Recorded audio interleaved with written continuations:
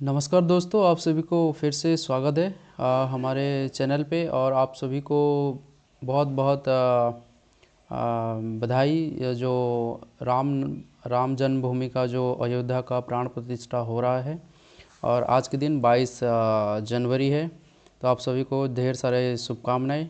तो हमारे जो क्लास चल रहा है इंडियन पॉलिटी, और इंडियन पॉलिटी का क्लास हम ऑलरेडी बहुत सारे जो रेगुलेटिंग एक्ट हो गया, चार्टर एक्ट हो गया, इसको बहुत सारा डिस्कशन कर चुके हैं हम लोग। आप लोग ज़रूर चैनल पे जाके देख लीजिए, और प्लेलिस्ट पे है इंडियन पॉलिटी। तो हम जो कंपनी रूल था उसको ऑलरेडी हम डिस्कशन कर चुके हैं, जो रेगुलेटिंग एक्ट से लेके हम चार्टर एक्ट 1753। और जब जब कोई भी प्रॉब्लम होता है, जब जब कुछ भी रिवोल्ट होता है, तो ब्रिटिशर्स थोड़ा दिमाग लगा के कुछ ना कुछ रेगुलेटिंग एक्ट, चार्टर एक्ट या फिर काउंसिल एक्ट ऐसा कुछ लेके आते हैं। वो चेंजेस लेके आते हैं, रूल्स लेके आते हैं। बट इस बार हम डिस्कशन करेंगे जो क्राउन रूल होता है, कैसे डायरेक्ट ब्रिटिशर्स एंगेजमेंट करते हैं जो इंडियन पॉलिटी पे, वो डिस्कशन करेंगे। तो इससे पहले आप लोग चैनल को ज़रूर सब्सक्राइब कर दीजिए, और भी बहुत लोग जुड़ जाइए चैनल पे, ताकि इंडियन पॉलिटी का और भी बहुत अच्छे तरह से डिस्कशन हो पाएगा।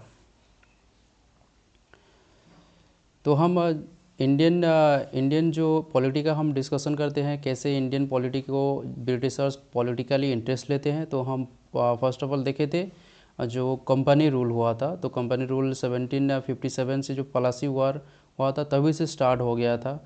और हम धीरे धीरे आगे बढ़ रहे हैं कि पॉलिटिकल इंटरेस्ट कैसे ब्रिटिशर्स लिए थे इंडिया पे। तो हम धीरे धीरे आ चुके हैं क्राउन रूल पे। और जो इंडिया जो कंपनी रूल था, वो ब्रिटिशर्स ने जो ट्रेड के हिसाब से ही कंपनी रूल किए थे। तो बाद में जैसे पॉलिटिकली इंटरेस्ट लिए थे, तभी फिर बीच बीच में रिवोल्ट होता है। और जब ग्रेट रिवोल्ट होता है, रिवोल्ट 1857, तभी से फिर ब्रिटिशर्स थोड़ा उनको फिर जागना पड़ता है कि नहीं, इंडिया का जो फ्रीडम फाइटर्स होते हैं वो रिवोल्ट किए हुए हैं, तो कुछ चेंजेस लाना पड़ेगा। तो फिर डायरेक्ट इंटरफेयर करता है क्राउन रूल, जो कि ब्रिटिशर्स डायरेक्ट गवर्नमेंट रूल करता है इंडिया पे। तो वो डिस्कशन करेंगे आज, क्राउन रूल 1857 से 1947 डिस्कशन करेंगे। तो आज हम गवर्नमेंट ऑफ इंडिया एक्ट 1858 को डिस्कशन करेंगे। जब 1857 में रिवोल्ट हुआ, तब से इंडिया या जो ब्रिटिशर्स कुछ चेंजेस लेके आए थे, और वो चेंजेस था गवर्नमेंट ऑफ इंडिया एक्ट 1858। बाद में हम बस इंडियन काउंसिल एक्ट को देखेंगे, और गवर्नमेंट ऑफ इंडिया एक्ट को देखेंगे। जब इंडिया फ्रीडम होगा तब तक ये चलता रहेगा, ये जो एक्ट और गवर्नमेंट ऑफ इंडिया हो गया या फिर इंडियन काउंसिल एक्ट हो गया, ये बढ़ता चला जाएगा। तो हम आज डिस्कशन करेंगे गवर्नमेंट ऑफ इंडिया एक्ट 1858। उसका थोड़ा बैकग्राउंड को डिस्कशन जब करेंगे हम, वहाँ पे देखेंगे कि बहुत सारा डिसीजन जो लिया गया था द कंपनी रूल के थ्रू, तो वो बहुत सारा रिविलियन देखने के लिए मिला। और जो मेजर चेंजेस था, मेजर रिवोल्ट हुआ था, वो 1857 का रिवोल्ट हुआ था।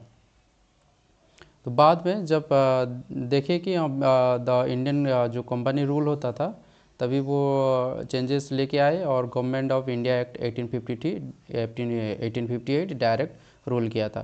तो गवर्नमेंट ऑफ इंडिया एक्ट 1858 का जो प्रोविज़न देखेंगे, तो प्रोविज़न ऑफ द एक्ट जब डिस्कशन करेंगे, तो यहाँ पे डायरेक्ट ब्रिटिश क्वीन रूल करते हैं, डायरेक्ट रूल करते हैं वहाँ से जो ब्रिटिश पार्लियामेंट से।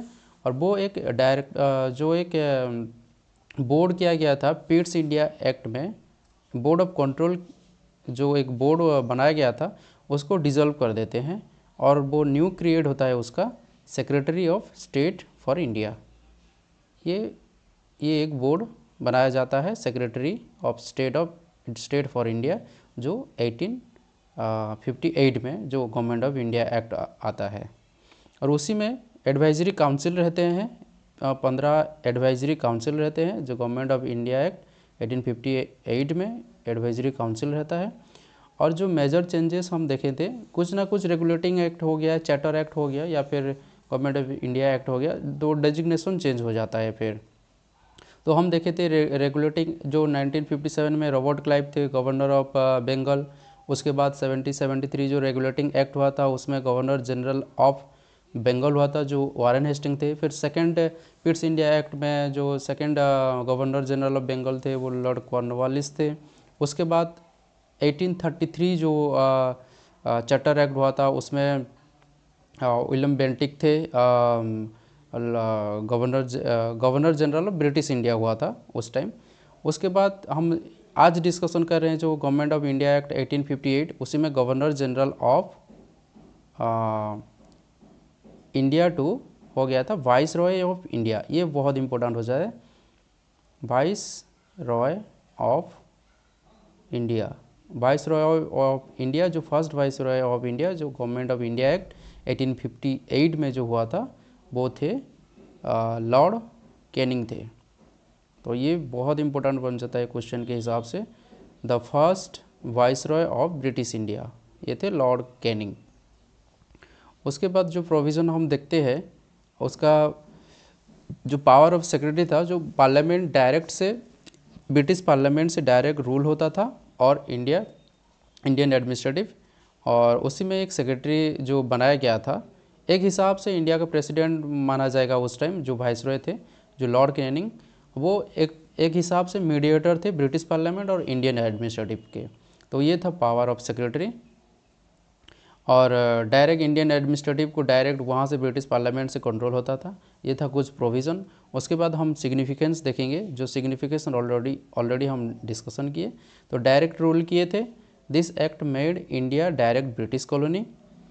Focus on administration machinery. Most of the work done by the government of India act 1858 was done to improve the administrative machinery in England. Its objective was to keep the India government in check. However, no substantial changes were brought in the system of governance which prevail in India. ये हम कुछ significant act को देखेंगे government of India act 1858।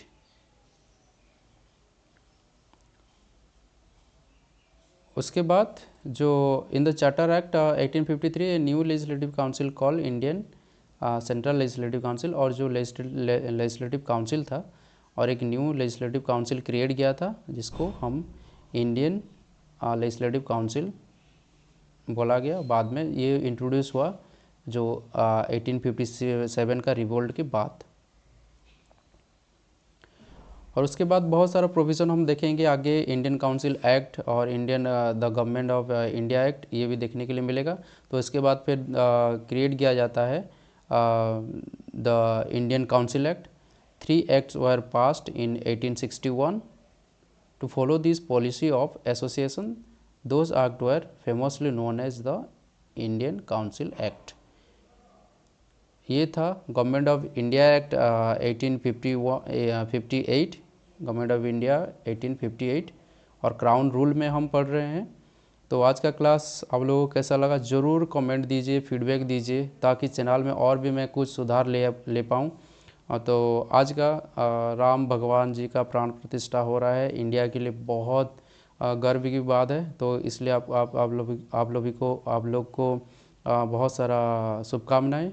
आज का class यहीं पे रखते हैं, तब तक के लिए धन्यवाद।